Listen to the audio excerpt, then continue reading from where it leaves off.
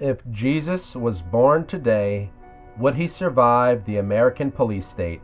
By John and Nisha Whitehead, December 22nd, 2025. Quote, "When the song of the angels is stilled, when the star in the sky is gone, when the kings and princes are home, when the shepherds are back with their flocks, the work of Christmas begins to find the lost, to heal the broken, to feed the hungry, to release the prisoner, to rebuild the nations, to bring peace among the people, to make music in the heart." Howard Thurman, theologian and civil rights activist. End quote. Every Christmas, Christians celebrate the birth of a child born into oppression, an occupied land, a climate, a political fear, and a government quick to crush anything that threatened its authority. 2,000 years later, the parallels are unmistakable. If Jesus were born in modern America under a government obsessed with surveillance, crackdowns, and undocumented immigrants, religious nationalism, and absolute obedience to a head of state rather than the rule of law, would he survive long enough to preach about love, forgiveness, and salvation? Would his message of peace, mercy, and resistance to empire be branded as extremism? As familiar as the Christmas story of the baby born in a manger might be, it is also a cautionary tale of our age. The Roman Empire, a police state in its own right, had ordered that a census be conducted. Joseph and his pregnant wife Mary traveled to the little town of Bethlehem so that they could be counted. There being no room for the couple at any of the inns, they stayed in a stable, a barn, where Mary gave birth to a baby boy named Jesus. Warned that the government planned to kill the baby, Jesus' family fled with him to Egypt until it was safe to return to their native land. Yet, what if Jesus had been born 2,000 years later?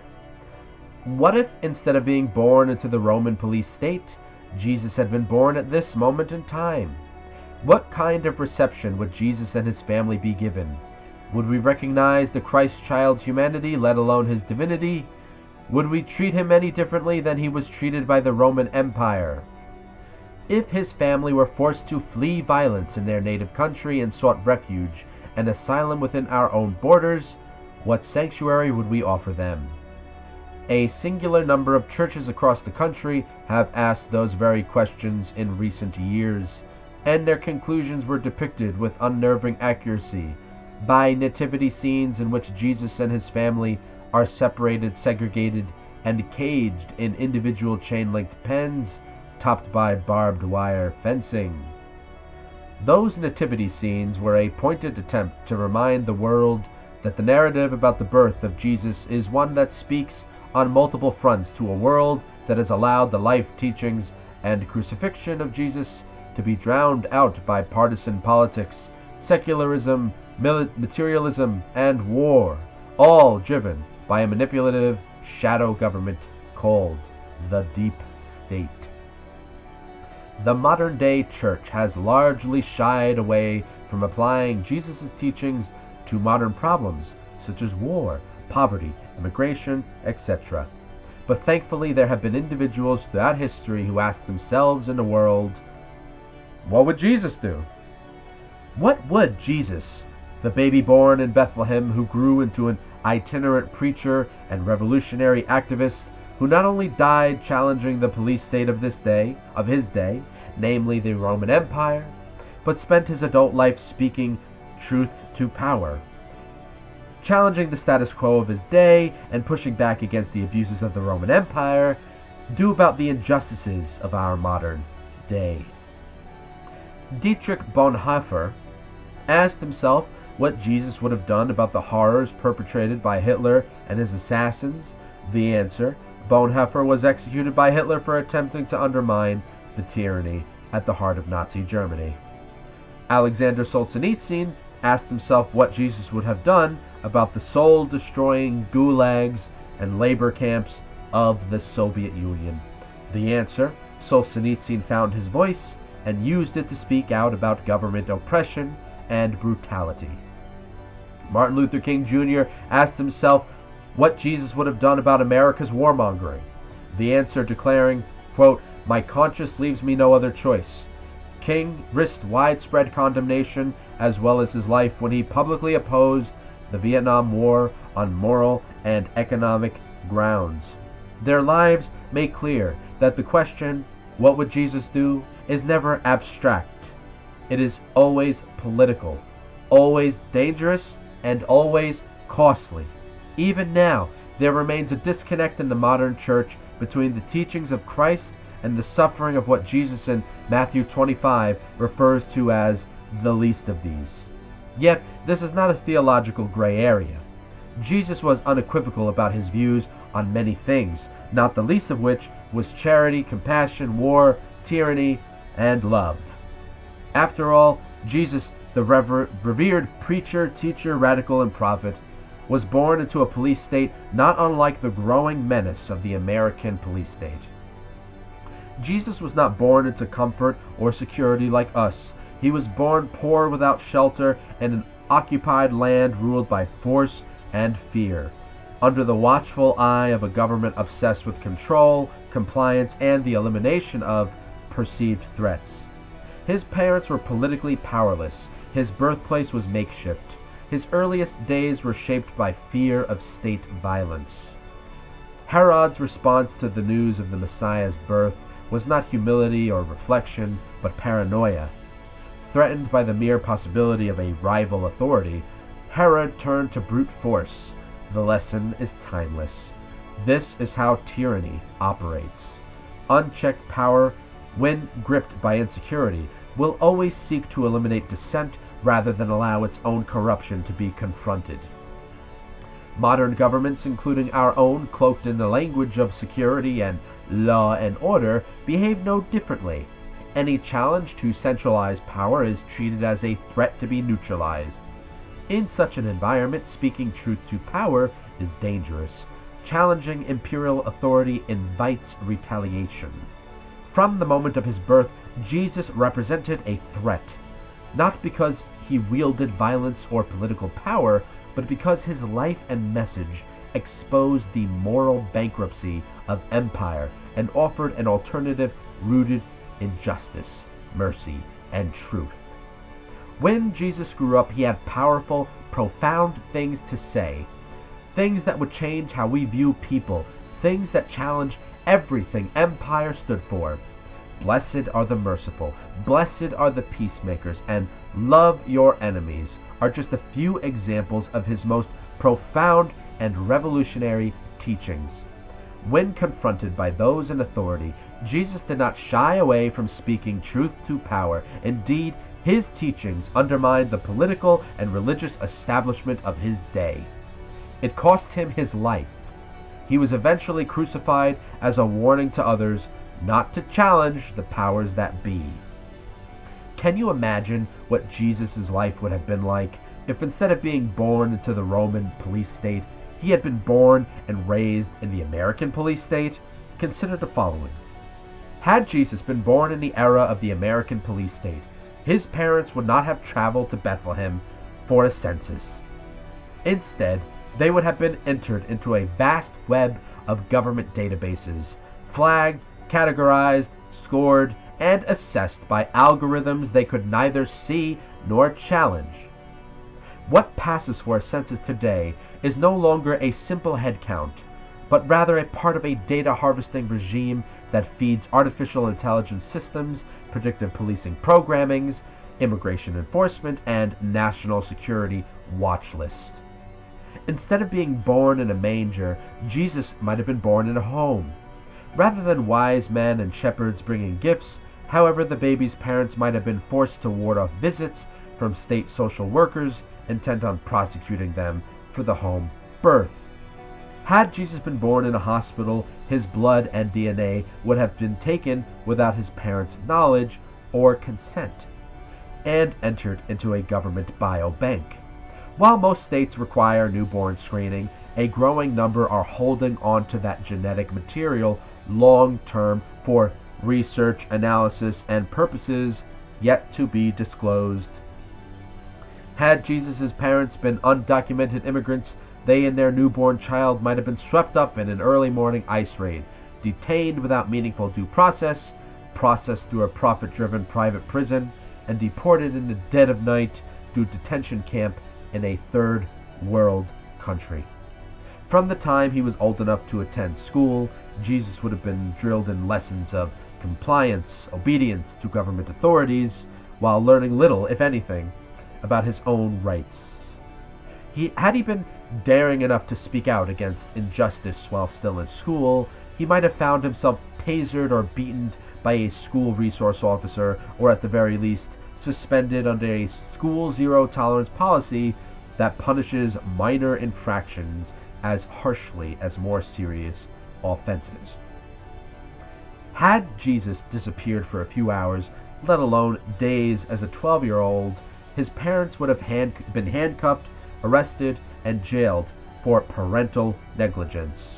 Parents across the country have been arrested for far less offenses, such as allowing their children to walk to the park unaccompanied and play in their front yard alone.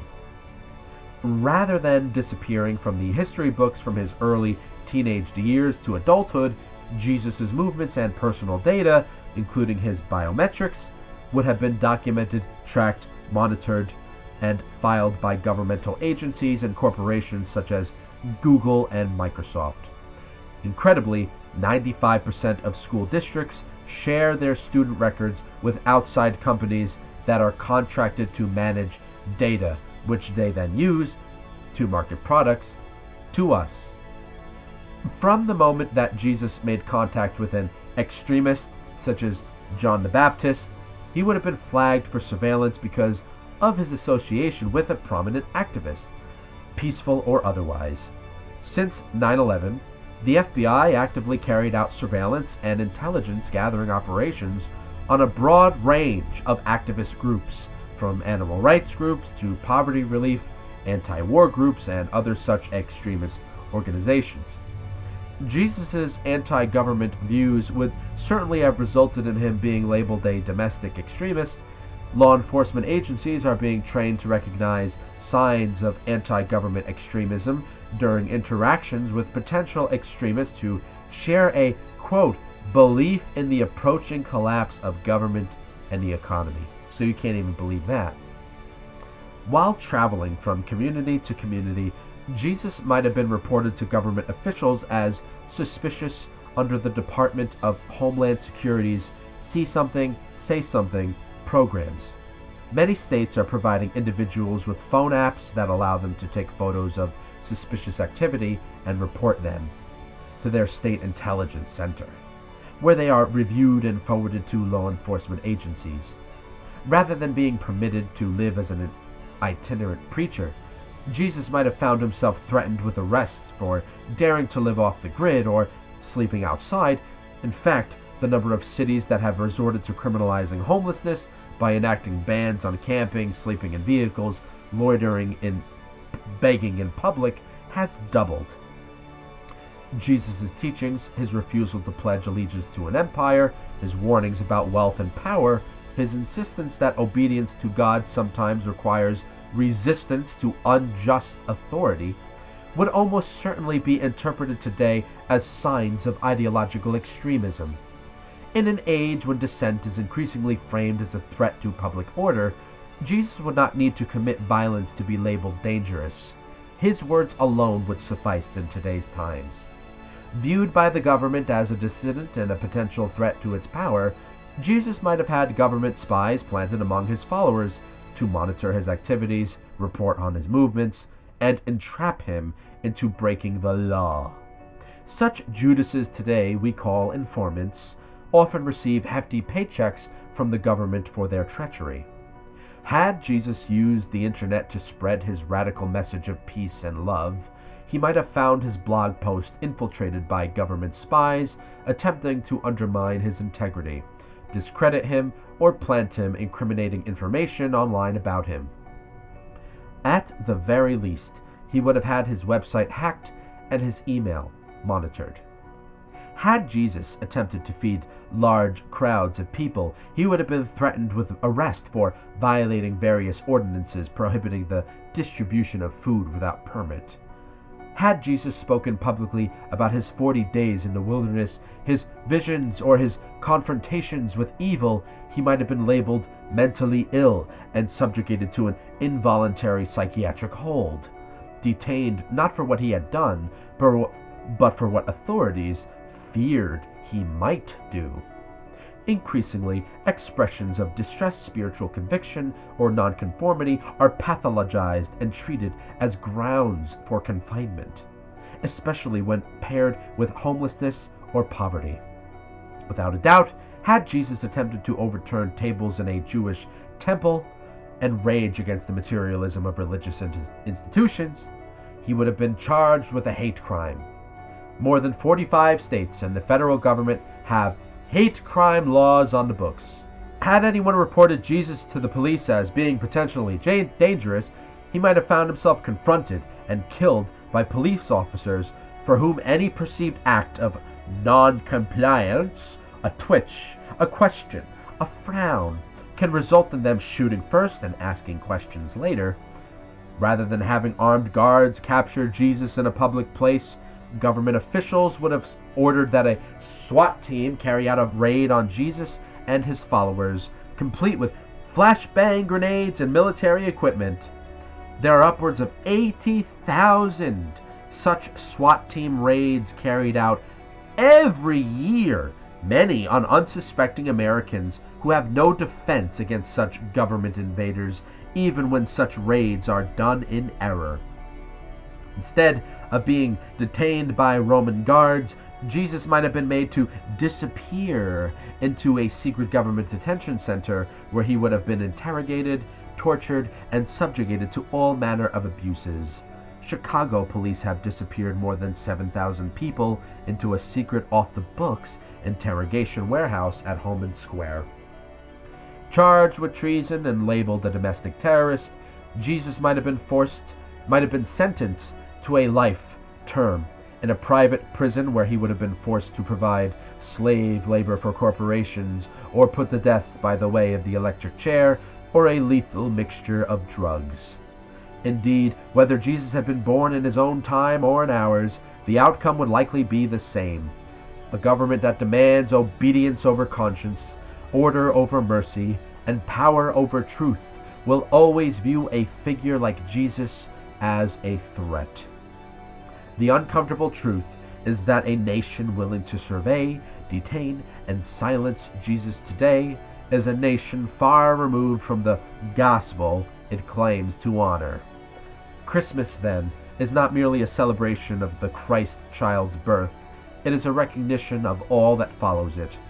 What happened in that manger on that starry night in Bethlehem is only the beginning of the story. That baby born in a police state grew up to be a man who did not turn away from the evils of his age, but rather spoke out against it. That contradiction forces a reckoning. The work of peace, justice, compassion does not begin in the manger and end with a holiday, but demands courage long after the carols fade. This reality stands in stark contrast to the brand of Christianity increasingly embraced and promoted by the government and its enforcers. A faith fused with nationalism, militarism, and obedience to authority bears little resemblance to the teachings of Christ. And I'm calling you out, Turning Point USA, and all you Christians who go to church every Sunday and support every war. What makes this moment especially dangerous is that this distortion of Christianity is no longer marginal, it is increasingly mainstream. In too many cases, the modern church has not merely failed to challenge the machinery of the empire, it has baptized it. When religious leaders bless endless wars, celebrate militarism, and portray violence as divinely sanctioned, they invert the gospel itself. Well, they invert Jesus himself. Yet Jesus did not preach dominance, conquest, or submission to empire. He stood with the poor, the imprisoned, the outcast, and he paid for it with his life. So, that's the end of that brilliant article by John and Nisha Whitehead. thank you so much for that brilliant article they sent on email. So, yes, the churches, the religious people, all of you, you all support endless wars, endless domination, subjugation of peoples, even your own, from government oppression, government power. You do it when you vote. Voting is a form of evil. I'm sorry, it is. So, involving yourself with politicians, helping them win, pushing their organizations, pushing all of their bullshit, is Antichrist. I'm sorry, you're all Antichrist. You don't even realize it. No, maybe you do, and that's why you're so inebriated when it comes to censoring people who don't share your opinion. Because deep down you know that you're an Antichrist. You're going against what he's been saying. Any support of war, any support of subjugation, oppression, domination, and destruction of other people is Antichrist. That's it. I'm sorry. You can't go around it. Jesus is pretty simple. Paul has distorted Jesus' teachings, right? The church, Catholics, Christians, you have all bent Jesus' teachings to fit what makes you feel better at night. But Jesus knows what you are. And I'm not saying I'm super special, but you don't see me going around supporting every war, and I'm not supporting the government. I'm not voting anymore, because when I voted, I'm basically giving my, I'm saying, oh, you can oppress my people. You can oppress other people. You can steal money from me. You could steal money from my family like they've been stealing money with taxes they've been stealing from people for decades. I am no longer going to do that, because that is against Christ. And you know what? I'm not super religious, but I believe in what Jesus said. And because everything you people do is against what he said. There's no love in what you do. Everything you do is fake. The only love you do is just to cover up the evil that you are and the evil that you support on a daily basis as Americans. And I'm not just talking about Trump. Even when this was with Biden, all of you Democrats and Republicans, you are all a part of it. Not a single one of you are innocent. I'm not innocent either. I was a part of it also, but I am trying to make up for it now. I'm not feeding into the left or the right beast, because a beast it is. Either side, you're all beast, and you're all supporting the beast, and the system you're creating is the beast system. So I hope you're happy with yourself. I hope you go to church every Sunday, and you pray every Sunday, and you listen to your bullshit preacher lie to you every week, tell you what you want to hear. But none of that is what Jesus said. That's the fact. Jesus said it's up to our free will. He didn't say anything about, oh, you go to church every Sunday and you confess to the priest and you keep doing the same shit over and over again. He didn't say any of that. That's not what that's all about. It's all bullshit. All the religious people are bullshit. I look at Jesus' philosophy. It's a philosophy, what he had. That's it. So, and you can kill me for that. I don't care. But you're not following his philosophy. And then you flaunt him. You flaunt him. And the people on the right, you're the worst with this stuff. From the Turning Point USAs to the, oh God, what the Kirks are doing. And how you see what they're doing? She has absolutely no shame what she's doing, that woman. That woman has absolutely no shame. I don't care what you people say. You Christians are putting her up because it's so political. It is so disgusting what you're doing. Christians are just as despicable as the nihilistic, atheistic Democrats who have no principles at all. So yeah, that's the end of my rant. I hope you enjoyed it. You guys have a good one.